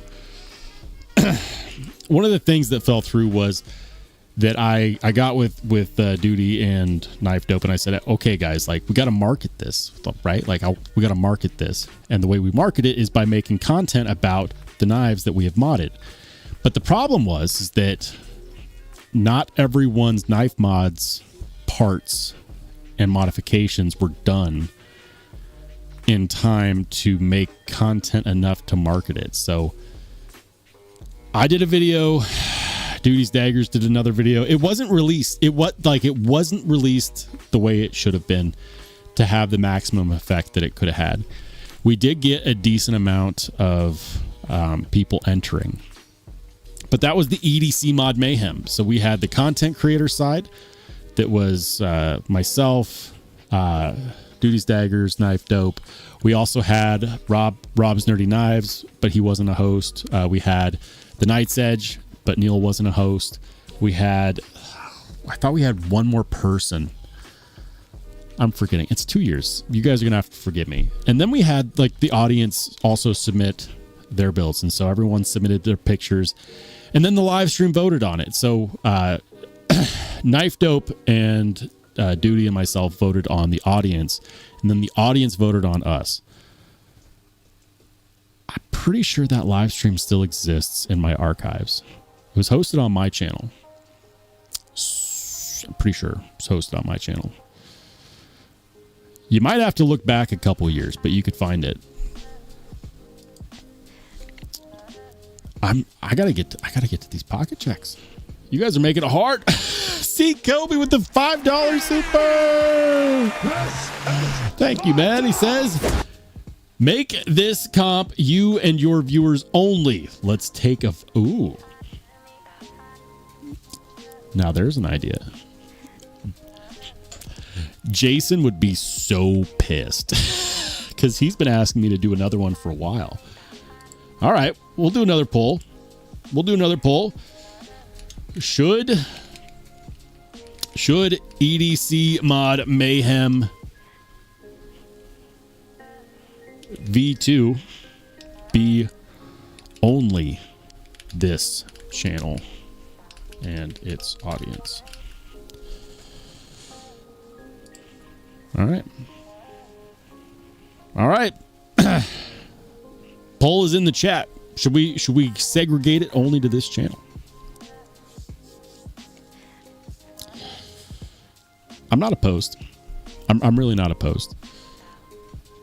Thank you for the $5 soup. You guys are blowing me away tonight. Jeez. Sean, what's up, man? Good to see you. Says, hey, roll in chat. Really looking forward to the paramilitary to Tonto. I was just talking about that earlier. Dropping at Blade HQ soon, and the Devo Small Boys coming in 2 weeks. Sean, I hope I can get a PM2 Tonto, but I know it's gonna be tough because there's a ton of people that weren't at Blade Show that also want one. I've got notifications set up. Best of luck to you, man. We're gonna need it. Steve says, milestone, I've had a knife in my pocket for 50 years. It's been a very good year.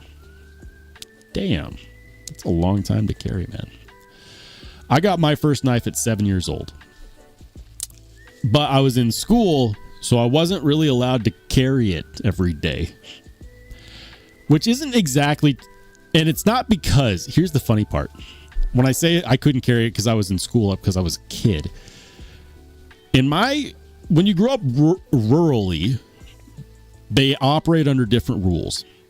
To this day, my hometown in Eastern Oregon is so backwater that if you were to show up to high school with a loaded gun rack, the only question you'd be asked by the facility and its teachers would be if you have any good hunting spots they don't know about yet. They don't go to school on Fridays because Friday is considered a ranching holiday. Unless, of course, you screw up. Then you have, remedial classes on Fridays. So, like, I couldn't carry a knife in high school because my knife was longer than the width of my hand. That's the rule. That's the rule of my old high school. To this day, is that you can carry a knife as long as the blade isn't longer than the width of your hand. You guys know how big some of these farm kids' hands are? Like, you could easily kill somebody with one of those, but that's not how that's not how kids are raised in rural communities. Loaded gun racks, knives with blades longer than the width of your hand. Like, anyways, that's cool, man. 50 years of carrying, 50 years of EDC is a long time. Talk about dedication to the craft.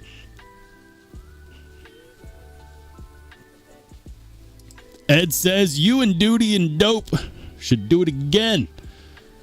Have the audience competition just from here. I'm sorry, my chat isn't fully showing on the screen. Let me see if I can fix that. I don't know why. It doesn't like it when it's over here. I gotta figure out how to do this pocket check focus.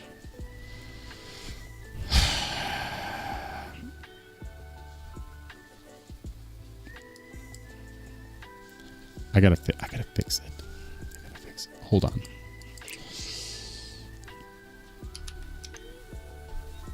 I'm fixing the pocket check window.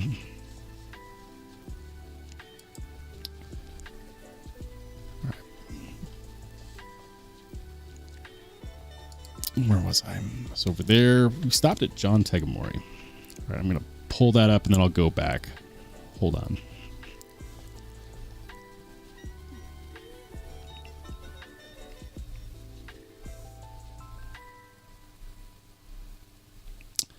All right, there we are. Okay. We'll do the pocket check. I'll fix my specialty pocket check focus off channel. We'll just do it like we used to. Ed says, you and Duty and Dope should do it again and have the audience competition just from here.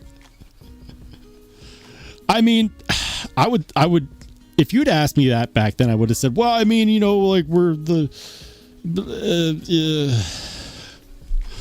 you know, it would be biased because it's all my channel, but we ran it all on my live stream anyways. But you mean for the live stream, like for who can compete, like what audience? Like you have to be. Here's a good question. Should it be Discord members only?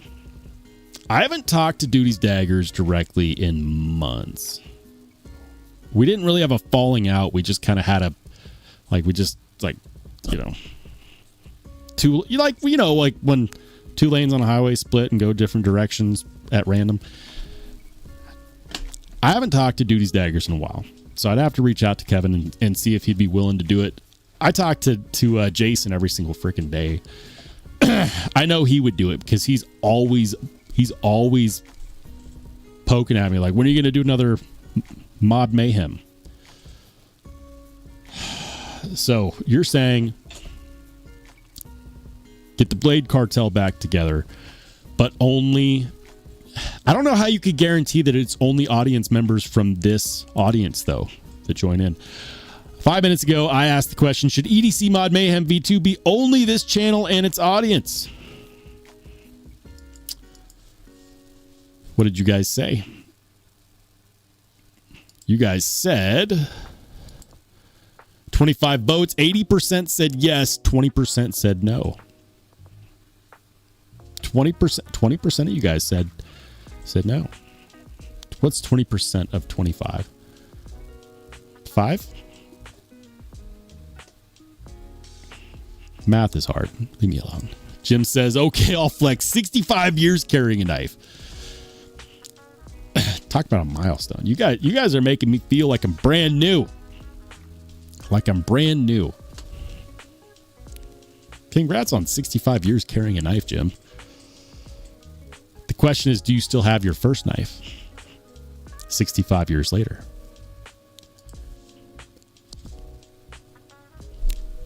Exactly. And what kind was it? Dolomite, what's up, man? Good to see you.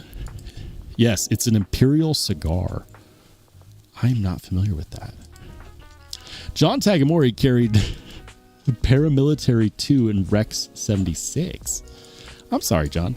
We've been stalling on your pocket check for a while. Good to see you joining in the chat, Jim. Good to see you joining in the chat. Boy Scouts, not boycotts. I got my first knife from the boycotts. I see what happened there. When I was 12, they make you take a test hoping that you'll show responsibility. What's up, Justin? You see, man. He says, I heard they're going to make plenty of PM2 Tontos. I hope so. They better. They had to better. I will be very angry if they don't. Ah, thanks, Rick. Appreciate it, man. I try. I try.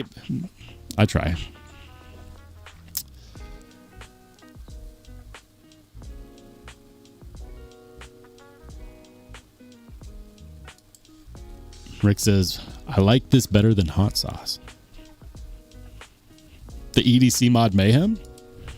Jim Cox says, what's the deal with the Mod Mayhem thing? Was it one knife model and everyone votes on the best one? Open model wise, either models or pick. So we had a select few. I want to say it could be so it had to be a Spyderco Manix 2, Shaman, Lil Native. There was like three models that it could be. Para 3, Paramilitary 2. I'd have to go back and look.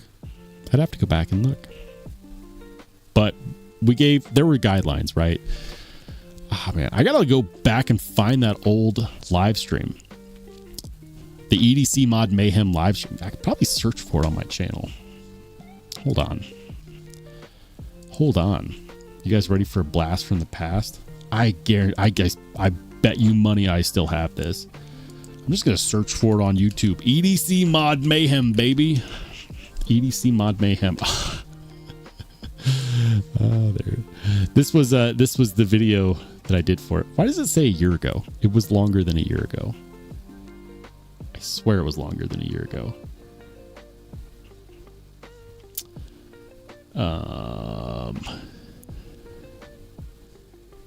EDC Mod Mayhem short. Built for the Mod Mayhem competition. No way.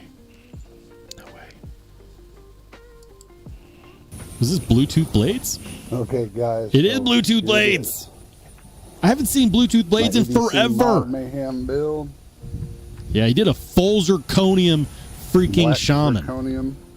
Full zirconium back Black when the zirconium clip, pocket clip, zirconium scales, and 15V shaman. I had to use one of my other screws because Zirconium backspacer. That shaman was freaking wild. I also did a shaman. Mine was not that cool. Mine was not that cool. Mine had a sweet. I mean, shoot, I never changed mine. I still have it.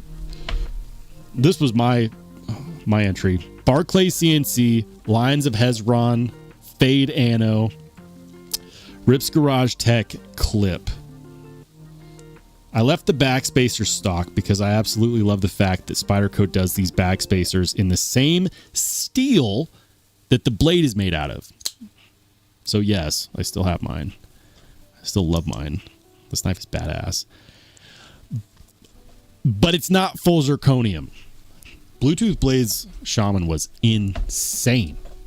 Insane. Can I find it? Oh yeah, and then I did two. I did a Manix 2. I think this one ended up getting sold to TC. Did I sell this to you? This was my other entry, okay? So I did Metin Boss Manix 2. I called it the Alien Boss Manix 2. I had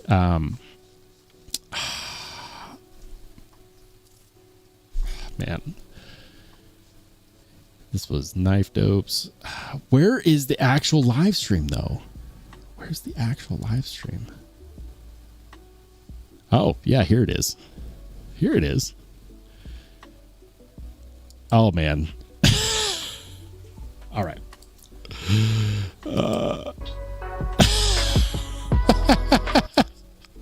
$40 value. But they're sentimental because it was the first. I could have got my image better on my channel that got over 10,000 views. There's duties. Was a video of my Paris 3 with those scales. What? So, I of course modified my Para 3 recently for the EDC Mod Mayhem competition with these Why does it say 1 year rock ago? scale design scales. It was not 1 year ago. It was 2 years ago. So I figured July 17th, 2024. 2 years ago. Someone else. Also, I promised a knife, and so I'm going to be giving away a brand new. If you guys want to watch it, there you go. Like if you want to see, like,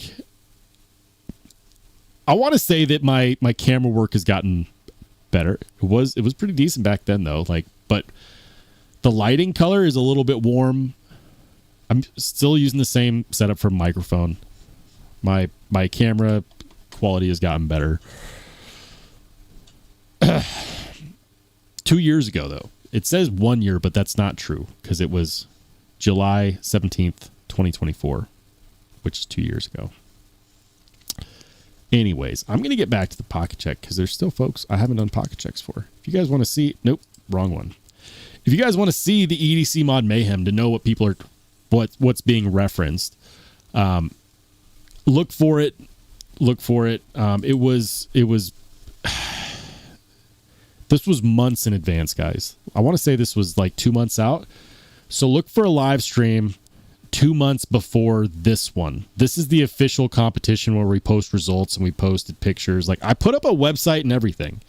I had people submit pictures for everything.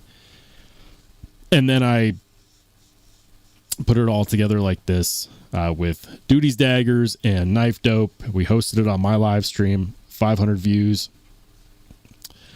For all of the work that I put into it, I will say there were some dissidents. And I'll take the critique. It was just hard to take considering all the effort that I put in. Anyways, John Tagmore's got the Paramilitary 2 and Rec 76 and some badass scales like those. The Pawns, he's carrying the NAF's Lander. He's got the Remet RT Sharp Leopard, sorry. He's got the Olight Arcfeld and the Bolt Action Olight Pen, the O-Pen. R Steve says missed the bank liquor store carry instead with the tie light. Nice, man. Look, Rebel 100 Kentucky Straight Bourbon. It all makes sense now. That'll be some Kentucky Sour Mash. Michael Threlkeld, he's got a tri-stash version 2, I think so, and a Miguron Black Mirror, an S90V. Still an insane value if you can find them. It says, my deposit a check at the bank drive-through. You got the Boker Balisong. I'm not familiar with that Balisong.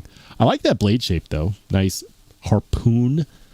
Would you call that a harpoon straight back? Harpoon drop point? I don't know. It's pretty cool. And what is that? Is a buck 385. Damn.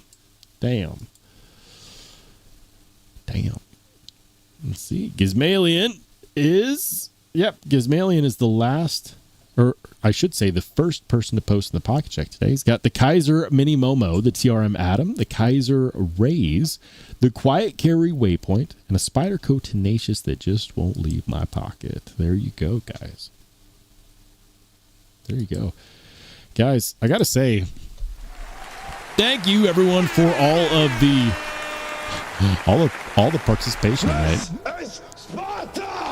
That's insane. Hold on. See, Kobe.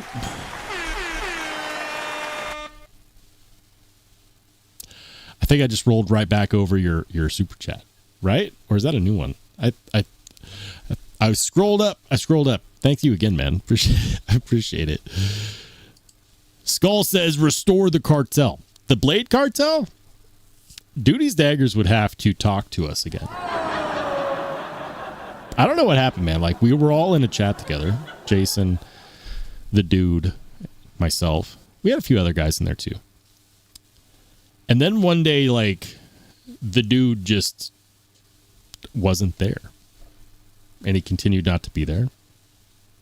And Jason and I were like, what's up? And then I just joined a different chat with Jason. And, like, I've talked to Kevin since then.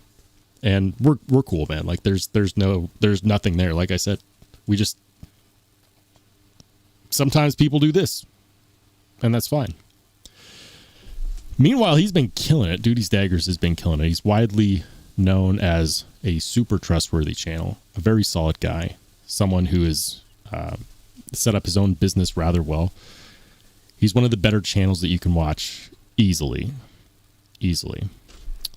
Get a lot of respect for the dude. But if we bring the cartel back together, he's going to have to talk to us again. I'm going to give him so much shit. Anyways. What's up, Rob? Good to see you, man. He says, 39 years and carrying, and I still have my Gerber Easy Out.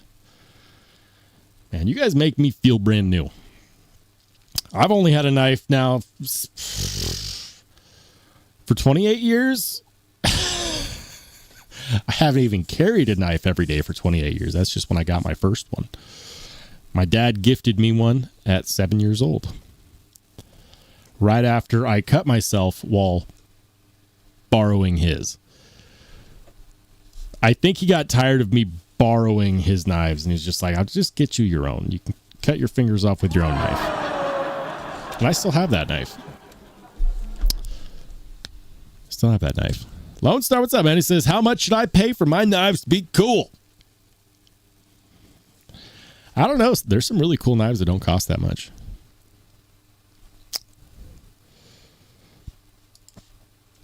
It's not. It was used when Grandpa gave it to me, and I wasn't easy on it. Cigar equals equal end jack. Interesting. Yeah, my first knife, I actually... Hold on.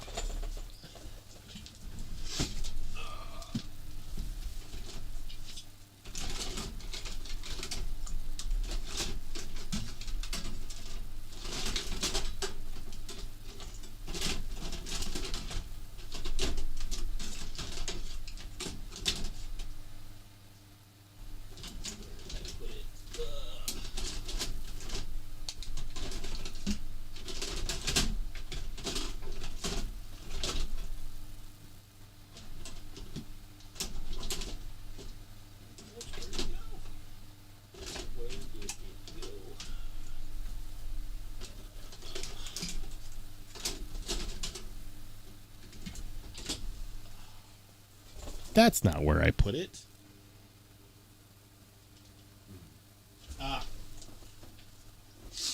Looked in the wrong knife infested area. Found another cool one. This one wasn't given to me. This one was actually given to my brother, and he didn't want it. It's a Ulu. So it naturally ended up in my care. But no. My first knife is this guy right here. And yes, I did polish it. My dad gave me this one when I was 7 years old. And I beat the crap out of this knife. Like, I absolutely abused the crap out of this knife. What's the brand? I don't know. I have no idea. But it's still the original sheath. It's got an eagle on it. That's what I know. It's got an eagle on it. It's a skinning type knife. It was originally a convex edge, but I made it a concave edge. And I beat the crap out of this knife. I scratched the hell out of it trying to sharpen it. My dad made it look so easy with the... Like, I screwed it up.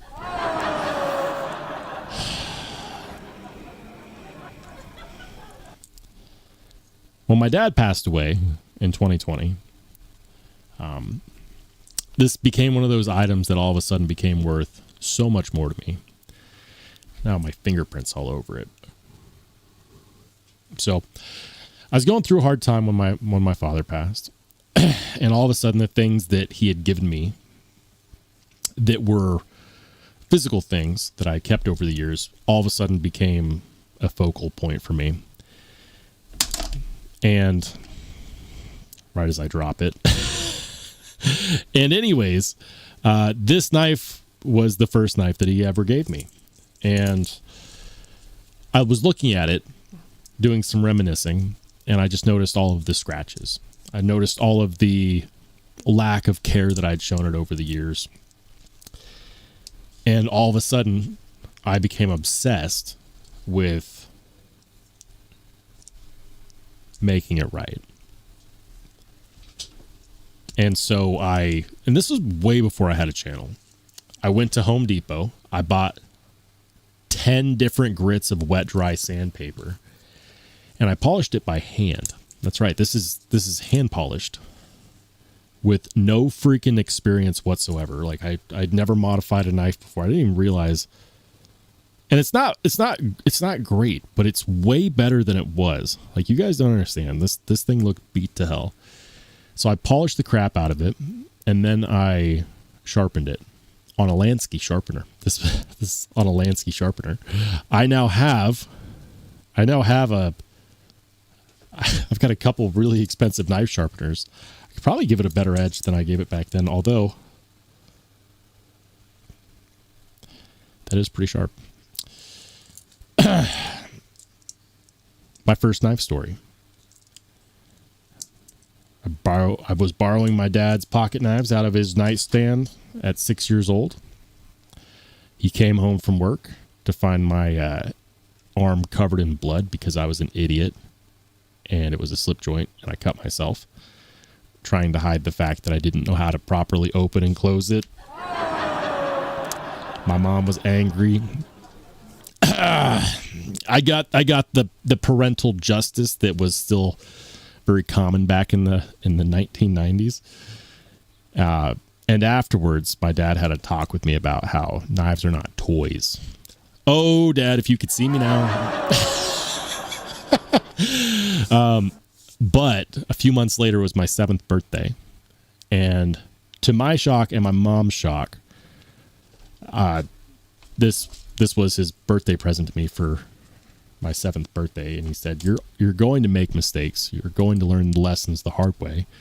But at least now you don't have to borrow my knives to learn those lessons. And my mom was pissed. But it was a good day. And I've had that knife ever since.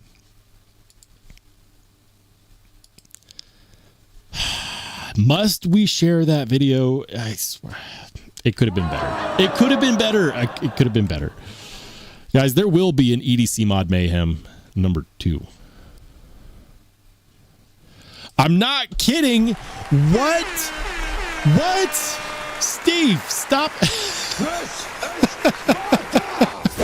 What? No friggin' way. Steve. What are you doing, man?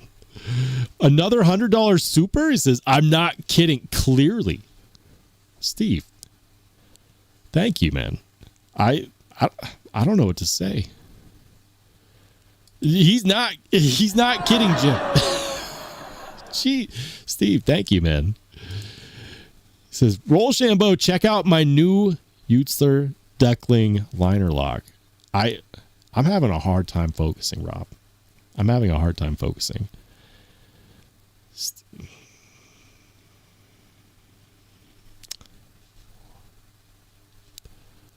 Steve. Thank you, man. Southern Cali, geez, man. This is rest in peace to your father. He'd be proud. Thank you. You know, he's I think so. He'd probably tell me to spend my time doing other things. I had knives because I used them for stuff. He'd give me a hard time. He had a really good sense of humor. Lardley says, whenever you feel like donating your whole knife collection, Rob, please consider me. I am a charity case. That's funny.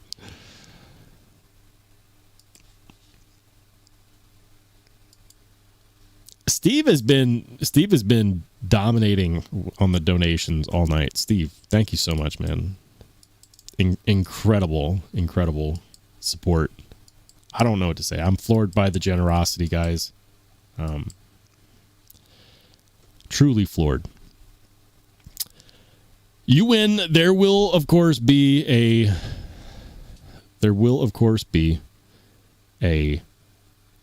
EDC Mod Mayhem version 2. The action is go.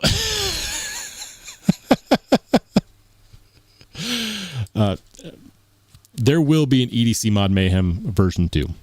It will happen. I will start planning it. It will probably be less of me hoping that other people help out and more of me understanding that I need to get more things together before announcing it so that it's just set up easier. There were a number of things that I would do differently now, knowing what I know now 2 years later. But you guys have made it very clear you want it. EDC Mod Mayhem version 2 it's on the way. I'll start planning it tonight. And if you want to know updates on it, I'll get with the Discord community. The Discord community, of course, will have first glance at what it looks like. And I suppose I have to tell Jason that we'll be doing an EDC Mod Mayhem version 2. I'll tell the dude as well. If you guys talk to Kevin Duty, tell him we're on the come up again, and that the Blade Cartel is going to have to get back together. I don't know if he will or not. I don't know if he will or not. We'll see. Plenipo, what's up, man? The code's been cracked. My code's been cracked, guys. I need to call it a night. I am truly floored by your guys' generosity, by your support for the channel. Everybody, thank you so much. I'm going to call it a night, but I want to say thank you once again to everyone for supporting the channel. Thank you for being around long enough to remember that I did a EDC mod competition 2 years ago. That's crazy to me. Thank you, everybody. The next live stream will be on Wednesday at 8 p.m. Mountain, which is 10 p.m. Eastern, which is 9 p.m. Central, which is 7 p.m. Pacific. We will be live. We will be talking about the EDC Mod Mayhem version 2. So if you like modding knives and you're interested in getting in on a EDC modification competition, stay tuned. Stay tuned, because it's coming. We're going to do it again. Rolls is bankrolled for this comp. Easy win.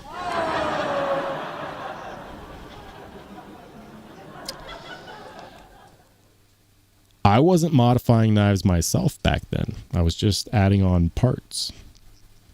I've got more tools now than I ever have. So, whoever joins the competition, be aware. I'm going to bring the heat. It's going to be a lot of fun. New content coming soon, guys. Hopefully tomorrow. Going to edit the video that I just recorded. Thank you again.